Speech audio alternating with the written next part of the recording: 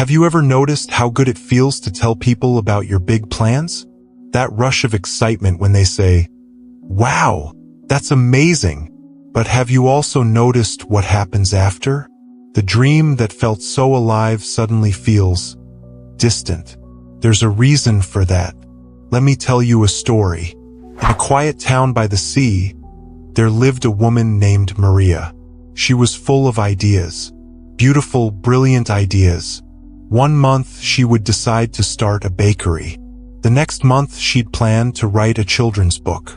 Then she'd talk about learning to paint or opening a flower shop or teaching music to kids. Maria had vision. She had passion. But she had one problem. She couldn't keep anything to herself. Whenever inspiration struck, Maria would rush to the cafe in town square. She'd gather her friends, her neighbors, anyone who would listen. "I'm going to start a bakery," she'd announce, eyes shining. "I'll make bread like my grandmother used to. People will line up at the door every morning." Her friends would cheer. They'd hug her. They'd tell her how talented she was, how successful she'd be. Maria would float home, feeling like she'd already accomplished something great. But when morning came, the feeling was different. The excitement had faded. The energy that should have gone into mixing dough had already been spent in the cafe, shared away in words and applause. Days would pass. The bakery never opened. Then a new idea would arrive. "I'm going to write a book," Maria would declare at the town market. A story about a brave little girl who sails the ocean. Again, people gathered. They clapped. They praised her creativity. Maria felt wonderful, but she never wrote a single page. This went on for years. Every dream announced. Every plan celebrated. But her hands remained empty. Her life stayed the same. And deep down, Maria felt hollow. She began to wonder if something was broken inside her. Why could she never finish what she started? One afternoon, Maria sat on the beach watching the waves. An old woman walked by, a seamstress who lived at the edge of town. She was known for her beautiful quilts, though she rarely spoke about her work. The woman sat down beside Maria without asking. After a long silence, she said, "You look like someone carrying a heavy question." Maria sighed. "I don't understand myself. I have so many dreams, but I never bring any of them to life. What's wrong with me?" The seamstress gazed at the horizon. "What do you do when a new dream comes to you?" "I share it," Maria said. "I tell everyone. I want them to believe in me." The old woman smiled gently. "Come to my workshop tomorrow. I want to show you something." The next morning, Maria arrived at the seamstress's small cottage. Inside, the woman held out 2 pieces of fabric. She handed one to Maria. "Fold this cloth," she said. "Tuck it away in this wooden box." Maria did as she was told. The fabric disappeared into the darkness of the box. Then the seamstress took the second piece of fabric and walked outside. She called to some children playing in the street. "Look, everyone, I'm going to make a quilt from this beautiful cloth. It will be magnificent. Watch what I create." The children smiled. They touched the fabric and said how lovely it would be. The seamstress then draped the cloth over a fence post and left it there.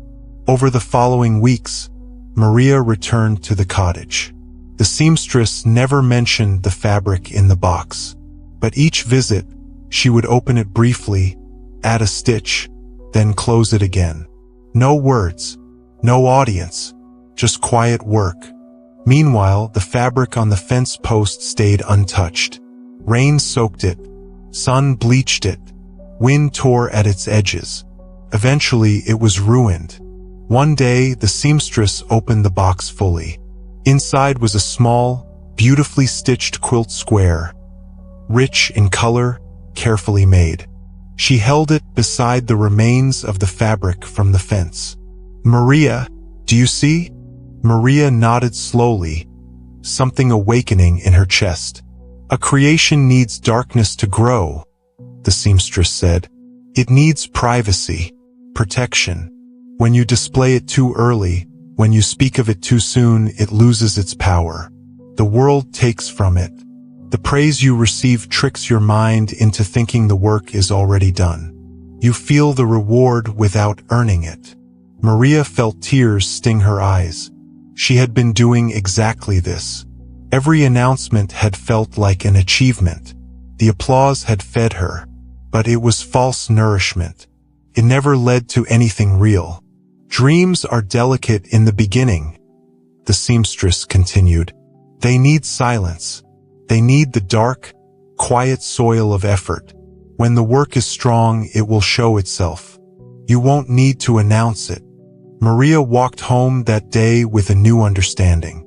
She decided to try something different. She would learn to make candles, but she would tell no one, not her friends, not her family, not a single soul. She gathered supplies quietly. In the evenings, after dinner, she worked alone in her kitchen. Some nights the wax wouldn't set. Some nights she burned her fingers. But no one was watching. No one was waiting for updates. There was no pressure. Only her and the work. Weeks passed. Slowly, she made her first candle. It wasn't perfect, but it was hers. She lit it one evening and watched the flame flicker. A warmth spread through her that she'd never felt before. Not the sugar high of praise, but something deeper. The quiet satisfaction of creating something real. She made another candle, then another. She experimented with scents: lavender, vanilla, cedarwood. She learned to shape them to make them beautiful. One day, a neighbor stopped by and noticed candles by the window. "Maria, these are lovely. When did you start making candles?" Maria smiled. "I've been working on them for a while." The neighbor looked surprised. "You never mentioned it. I wanted to see if I could do it first." Word spread gently. People began asking if they could buy her candles. Maria sold a few, then a few more. But by then, she was already working on something new. A small herb garden. Again, in silence. Months turned into years. Maria became known not for her words, but for her work. She didn't announce her plans anymore. She simply worked. And when something was ready, it spoke for itself. Her life transformed. She no longer chased the high of telling people her dreams. She found something better, the deep, lasting pride of building something true. Now think about your own life. How many times have you told everyone about your big goal, only to find that the telling drained your energy to pursue it?